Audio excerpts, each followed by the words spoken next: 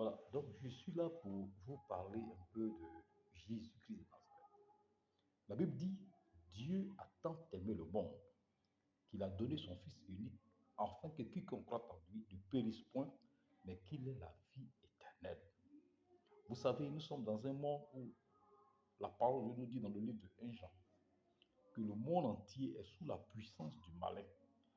Les nations, les peuples, les races, les ethnies, les tribus, les clans, les blancs, les noirs, les jaunes, tout le monde est sous la puissance du malin.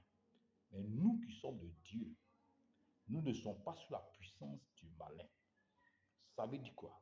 Ça veut dire que nous sommes dans un monde où il y a deux groupes. Il y a ceux-là qui sont pour Dieu et il y a ceux-là qui sont pour le diable. Aujourd'hui, la mission du diable, dans le livre de Jean, chapitre 10, verset 10, est quoi? On dit le diable ne vient que pour égorger, pour tuer, pour détruire. Mais Jésus-Christ est venu pour nous donner la vie. Aujourd'hui, le diable a mis en place tout un système pour enlever dans le cœur des hommes la pensée de Dieu. Les hommes ne pensent plus à Dieu. Les hommes pensent qu'au divertissement, à l'amusement, à la distraction, au plaisir. On parle de valeur, on parle de liberté, de libertinage, on parle d'humanisme, de rationalisme, de science, de technologie. Aujourd'hui, tout le monde court vers l'intelligence artificielle. On parle de voitures électriques, on parle de réchauffement climatique, on parle de ça à longueur de journée. Et personne ne pense à Dieu. Mais quelle est la mission de l'Église?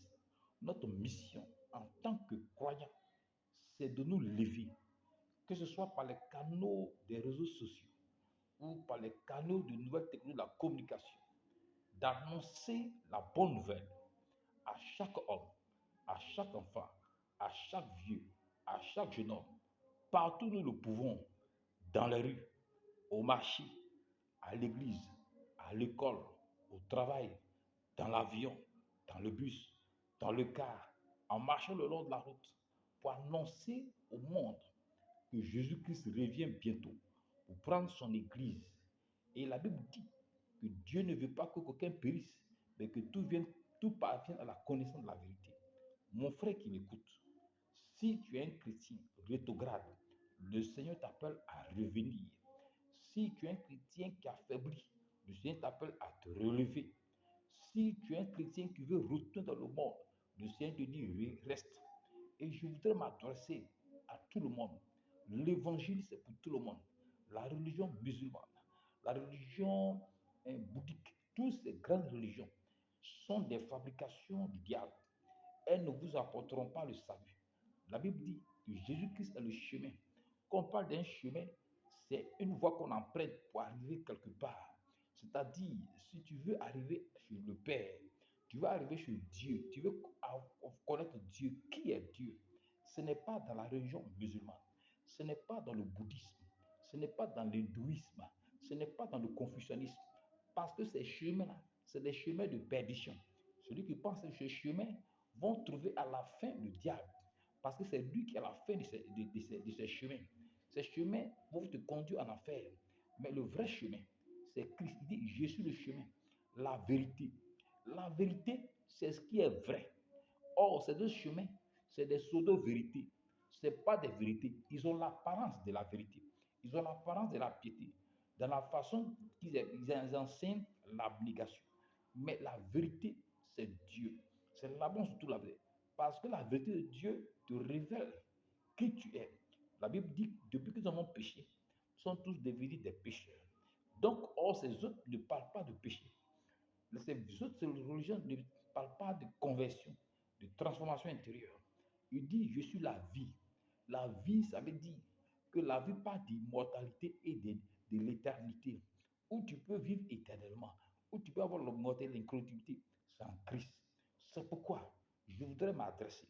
Aujourd'hui, l'ennemi nous distrait. On est distrait par tous ces Jeux olympiques. Ici, il y a un réseaux sociaux. Les gens se font valoir, influenceurs, tout ça. La vraie chose, c'est Christ. Accepte Jésus-Christ. Christ est la solution. Christ est capable. La première chose, Christ est mort à la croix pour sauver notre âme de la main du diable qu'on appelle le rachat, la rédemption. Quand nous avons péché, nous sommes tombés sous le jugement de Dieu et sous la servitude et le contrôle du diable. Et le diable a pris le contrôle des âmes de l'humanité qu'il allait emprisonner dans le royaume de la mort, de celui des morts. Et à partir de cet instant-là, Dieu va choisir Israël au travers d'Abraham et va préparer la venue du Messie. Le Messie est venu mourir dans la croix pour nous racheter de la mort, pour nous arracher de la main de la mort. C'est pourquoi la Bible dit dans le livre des Hébreux qu'il est mort, il est descendu dans le séjour des morts et il a arraché entre la main de la mort et du séjour des morts les âmes de l'humanité qui étaient emprisonnées. À partir de cet instant, tous les âmes de l'humanité ont été libérées. Et Dieu, à partir de cet instant, tous les âmes sont maintenant disposés à recevoir. C'est quoi Christ a dit? J'étais mort, je suis vivant dans Apocalypse chapitre 1 et je tiens la clé de la mort et du séjour des morts. La clé de la mort et du mort se trouve avec Jésus-Christ.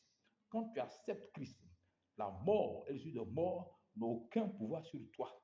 Ils ne peuvent pas aller t'enfermer dans le séjour des morts. Parce que celui qui avait la puissance de la mort, c'était le diable. Mais par la mort et la raison de Christ, la puissance de la mort, celui qui gouvernait la mort, est passé entre les mains de Jésus. C'est pourquoi, mon frère, si tu veux échapper à la mort, au séjour des morts et à ses conséquences, donne-toi à Jésus-Christ. La Bible dit que par ses meurtrissures, vous êtes guéris. Jésus-Christ a fait beaucoup de choses par sa mort. Il a racheté notre âme. Il a racheté notre maladie. Il a racheté nos malédictions. Il a racheté nos malheurs. Les actes qui nous condamnaient, parce que nous ne connaissons pas Christ, ont été livrés publiquement et il a triomphé d'eux. C'est pourquoi en Christ, il n'y a plus de condamnation. C'est vrai, nous pouvons souffrir des conséquences des actes de nos parents, mais en Christ, quand nous venons, Dieu nous donne cette capacité de briser, briser, de délier, de déchaîner et de nous libérer des prisons, de nous libérer des malédictions, de nous libérer des envoûtements, de nous libérer des blocages. C'est pourquoi en Christ, nous retrouvons notre véritable identité. Nous retournons au jardin d'Éden. Nous retournons au salut. Notre âme retourne dans la main du pasteur de nos âmes qui est Christ. C'est pourquoi je voulais m'adresser. Acceptons Jésus-Christ. Ne fuyons pas Christ. Celui qui sauve, c'est Jésus-Christ. C'est Jésus-Christ qui est l'agneau de Dieu qui a été donné pour ôter le péché du monde. C'est Jésus-Christ qui est celui qui a été donné comme sacrifice à la croix pour que toi et moi soyons sauvés. C'est Jésus-Christ qui est le chemin, la vérité et la vie. C'est Jésus-Christ qui est cette personne qui viendra nous enlever et qui nous introduira dans le règne des 1000 ans. C'est Jésus-Christ seul.